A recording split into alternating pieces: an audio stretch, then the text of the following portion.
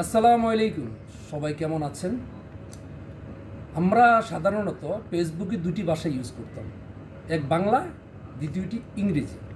এখন থেকে ফেসবুক আমাদের প্রাণের ভাষা, নোয়াখালীর যে আঞ্চলিক ভাষাটা, ওই ভাষাটাকে আন্তর্জাতিক স্বীকৃতি দিয়েছে। এখন থেকে আমাদের প্রাণের ভাষা নোয়াখালীর আঞ্চলিক ভাষাটা আপনারা ফেসবুকে 3 নম্বর ভাষা হিসেবে ব্যবহার করতে পারবেন।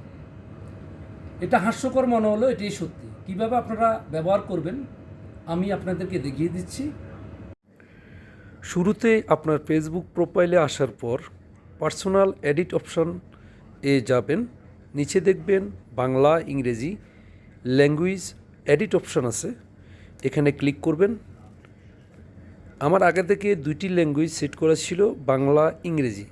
এখানে নোয়াখালী লিখে চার্জ করবেন, ডানে ক্লিক করবেন, আপনার ল্যাঙ্গুয়েজ সেট হয়ে গেছে। পাবলিক করতে ভুলবেন না। ভালো থাকবেন।